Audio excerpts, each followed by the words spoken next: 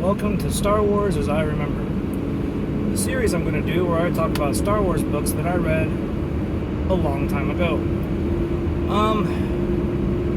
For this session, we're going to talk about Truce at Bakura, or Truce at Bakura. I don't know, I've never heard it spoken by anyone official, and since it's not a canon place anymore, it could literally be pronounced any way, and it wouldn't matter. So, in my opinion, this is probably the second or third worst expanded universe novel ever written. Slow, automatically introduces things that are completely alien to the Star Wars universe, and doesn't exactly do a fantastic job of explaining them or anything, so you're just kind of lost the whole time. I'm not the whole time, but, you know, it could be done better. Anyway, the novel starts the day after the end of Return of the Jedi. The fleet is still... The Rebel fleet is still over Endor. They're making repairs and such before they can move on. And a message cylinder arrives. And this is weird tech.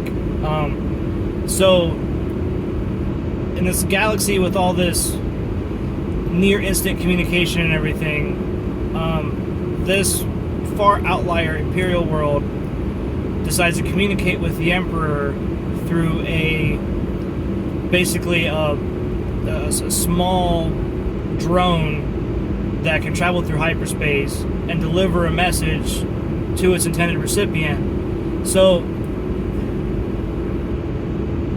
for some reason, they decide to communicate in this fashion. And also, this out-of-the-way, generally inconsequential planet knows the Emperor's whereabouts and that he's on the super-secret space station. So, we already have, like, plot holes galore in the first page. First two, or something like that. So anyway, the cylinders also...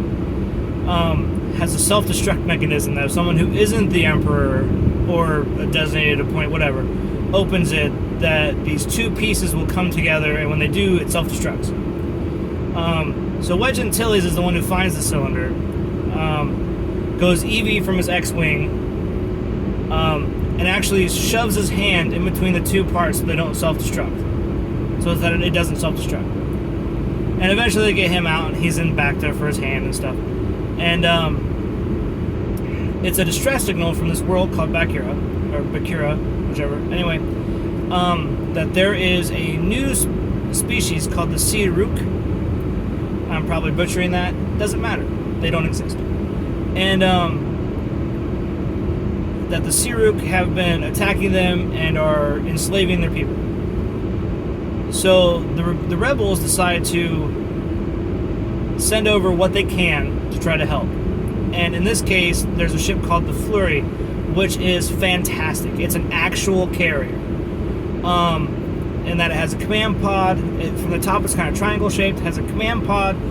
And then back in the back, it's all like engined. And then an open front bay that just holds fighters and their tech crews and stuff. So it can just launch fighters out the front. It has a couple like small laser cannons. But, you know, it's not going to take on your capital ships, but when you're full of rebel fighters that are able to take down capital ships, it's the same thing. And they go there, and it turns out that the Siruk, first of all, as a species, they look kind of like velociraptors from Jurassic Park. And when they're enslaving the people they take, because all their weapons are about that they take out ship systems, it's all about capturing people alive. And they power their ships and everything through a system called Intechment, where they like remove the force essence or soul from a person and then put them into the technology. Like their fighters are these little pyramid-shaped things with a thruster on each flat side and a cannon of some sort on each corner. And they're Luke senses 2 force presences in them, human, but it's too small for a single human to even fit it. And that's because one force presence has been injected into the navigation and drive systems, and the other one into the targeting and weapon systems. So they managed to fight off that particular attack of the Siruk, land on the planet, meet with their diplomats and everything. There's a weird, not necessarily weird, but there's a different form of kind of like karmic resolution in the belief system of that planet. They think Jedi and even Sith, by extension, are inherently bad because any accumulation of power causes suffering somewhere else. So it's like a galactic karmic system, but the person accumulating the power or doing the deeds isn't necessarily the one who has to suffer for it. Which, I mean, I suppose you can understand that, but at the same time, like, whatever. Anyway, so there's this whole back and forth there. We're introduced to, and I can't remember her name offhand, but the first expanded universe love interest of Luke. That eventually falls through just because they can't get past the whole Luke must be inherently evil for gathering power to himself thing. And also because when they trying to get the planet to join the rebellion, they'd rather be neutral, or at least self-governing, not exactly neutral. And they managed to fight off the Siruk. Eventually, there's some good fights and everything. Luke ends up on one of their ships for a while, and he's like destroying computers and stuff, but at the same time he's like using the Force to convince the life force essences in the computer systems and stuff to go ahead and self-sabotage the systems to end their own suffering. And so that's pretty much it. That they introduce a lot of stuff that doesn't immediately feel very Star Wars to the universe. And like I said, if you're reading them chronologically and you're choosing to start after Return of the Jedi, because, you know, among all the expanded universe books, you can go all the way back to Old Republic era, 10,000 years before the movies and stuff.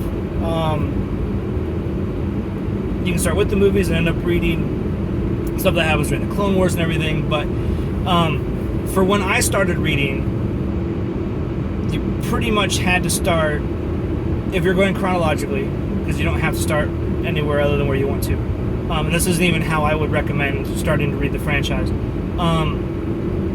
If you're going to read them chronologically, starting at the end of the original trilogy, you would start at Truce and Bakura.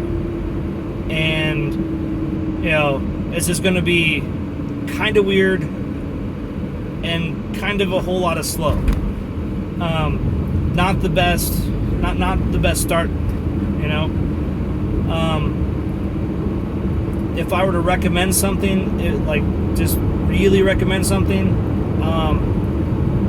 I would be much more likely to tell you to start with the X-Wing series or the Thrawn trilogy. But that's personal preference, and start wherever you want. But for maximum bang for your buck, X-Wing series, the original Thrawn trilogy is really good.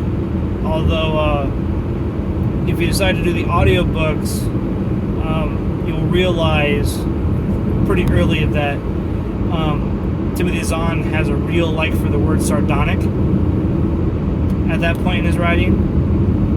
It's there a lot. It gets kind of distracting if you listen to the audiobook. But otherwise, we're getting off topic, so let's just talk about Truce back here. That's pretty much all I got for this book.